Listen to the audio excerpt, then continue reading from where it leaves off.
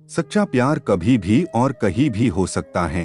प्यार एक एहसास है जो बिना कहे भी बहुत कुछ कह जाता है। जब किसी को प्यार होता है तो वह यह नहीं सोचता कि इसका अंत क्या होगा। ऐसा इसीलिए होता है क्योंकि वह इंसान किसी के प्यार में इतना खो जाता है कि बस उसे प्यार के अलावा कुछ दिखाई नहीं देता। बस वो हमेशा उस व्यक्ति के बारे में ही दिन रात सोचता रहता है। एक लड़का था, वो एक लड़की से बहुत प्यार करता था। वो उस लड़की के लिए कुछ भी करने को तैयार था, लेकिन दिक्कत ये थी कि लड़का बहुत गरीब घर से था जबकि लड़की बहुत अमीर थी।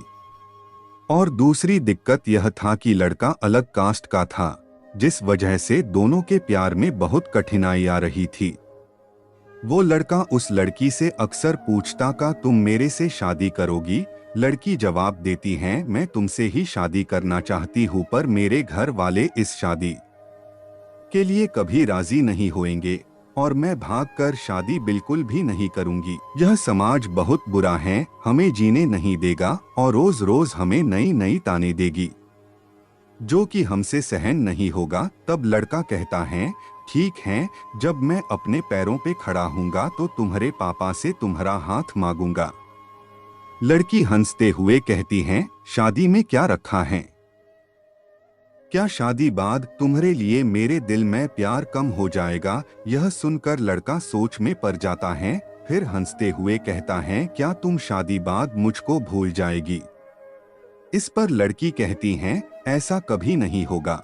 मेरी सांसें रुक सकती हैं, लेकिन तुम्हारे लिए मेरा प्यार कभी कम नहीं होगा। फिर धीरे धीरे वक्त बीतता गया और लड़की के घर वाले उसके लिए लड़का देखने लगे।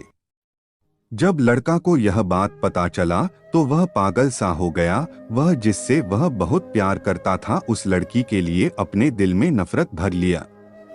वह लड़का जानबूझकर इस करता था जिससे वह लड़की उससे नफरत करने लगे, और ठीक वैसा ही हुआ जैसा वो लड़का चाहता था।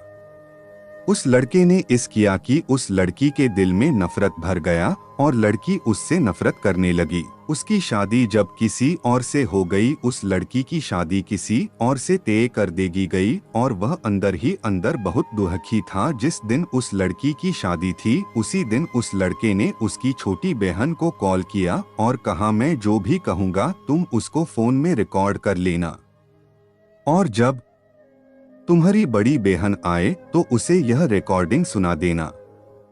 उस लड़की की शादी हो गई और वह शादी के 1 महीने बाद वो अपने मायके आ गई। उसकी बहन कहती हैं दीदी आपको कुछ सुनाना है। वो लड़की हंसकर कहती हैं क्या है, जल्दी सुना। जैसे ही वो उस लड़के की रिकॉर्डिंग ऑन करती हैं उसमें से रोने की आवाज आती है। वो अपने बहन से कहती हैं ये आवाज तो हर्ष की लग रही है ना।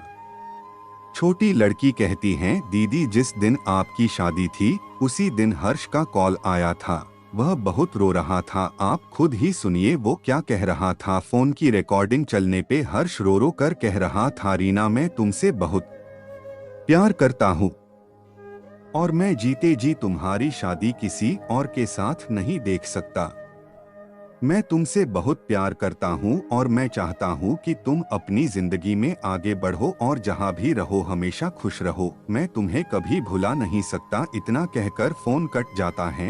हर्ष की यह बात सुनकर बहुत रोती हैं और अपनी बहन पे चिल्लाती हैं तुमने मुझे क्यों नहीं बताया जिस दिन हर्ष का फोन आया था। छोटी बहन जवाब देती है मैं क्या करती दीदी, मैं तो कसमों के धागे में बंधी हुई थी।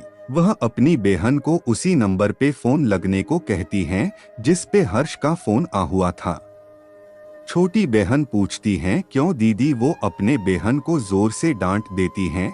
छोटी बहन हर्ष को फोन लगती है। दूसरी तरफ फोन उठता है। हेलो हेलो आंटी जी, हर्ष कहाँ है? हर्ष की माँ रोने लगती हैं और कहती हैं कि अब हर्ष इस दुनिया में नहीं रहा। वो यह सब सुनकर चौंक जाती हैं और पूछती हैं यह कब हुआ और कैसे हुआ। पता नहीं कैसे हर्ष ने अपने आप को जिंदगी से दूर कर लिया। कसम खा ली कि किसी से भी शादी नहीं करेगा। छोटी बहन आंटी कब की बात है? हर्ष की माँ ने कहा यह 19 मार्च की बात है बेटा।